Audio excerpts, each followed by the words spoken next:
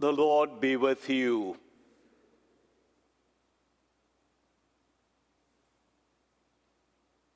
A reading from the Holy Gospel according to Saint Mark.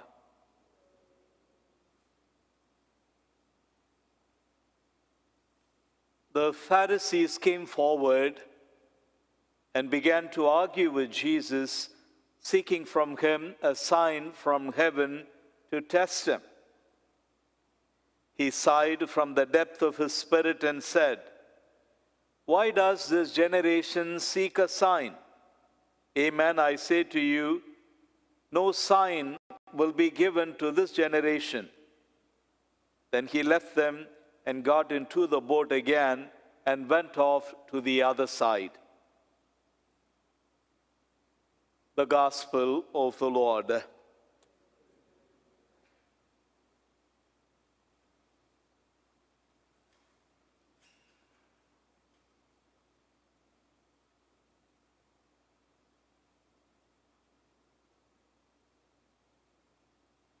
Sin is lurking at your door.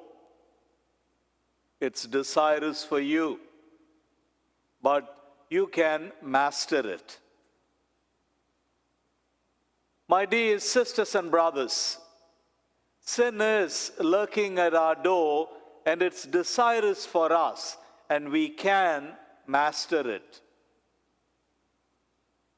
The words of God to Cain. A good reminder for us as we begin our Lenten journey, a pilgrimage that leads to a promise.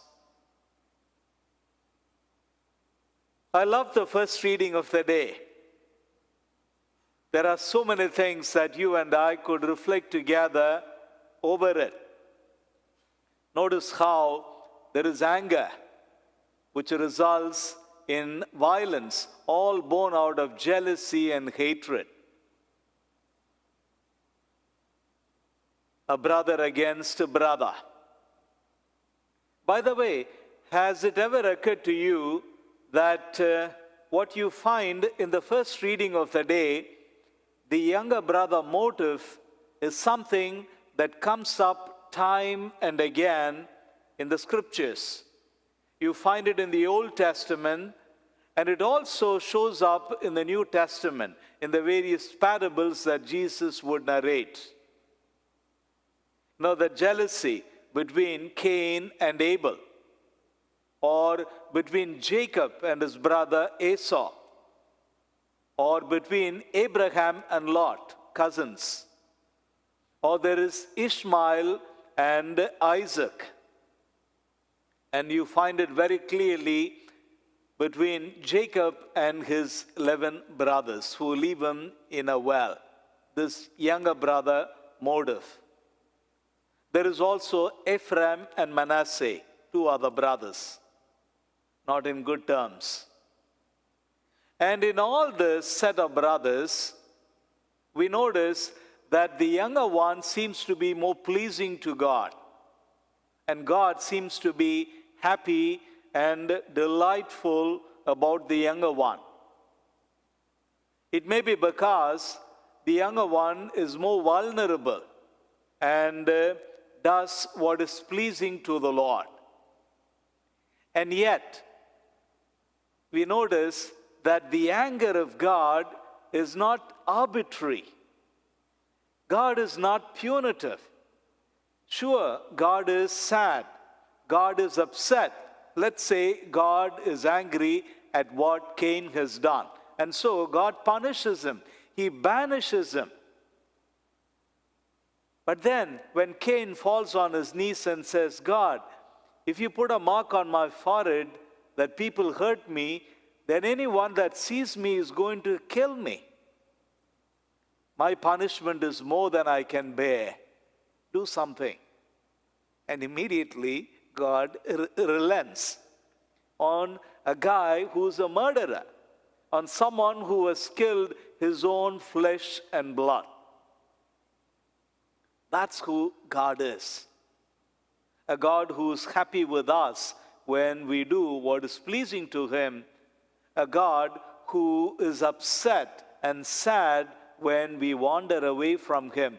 And yet, he comes after us and he protects us. Notice what he says to Cain. Well, I'm going to remove that sign and put another sign on your forehead. And you come under my protection. I'll be your shield. And if someone harms you, then vengeance will be had on your behalf by me 7 times. I just don't understand how God operates. But this is how he does. He's upset, he's sad, and he seems angry. But when we go to him, he relents and forgives and takes us under his fold. It's good to remind ourselves that God engages us in a conversation. God welcomes us back to him. Notice, God says to Cain, "Why are you angry?" No response. "Why is your face downcast?" No reply from Cain. "If you do what is pleasing to you, I'm going to accept your gift. Don't you know that?" Cain is stubborn.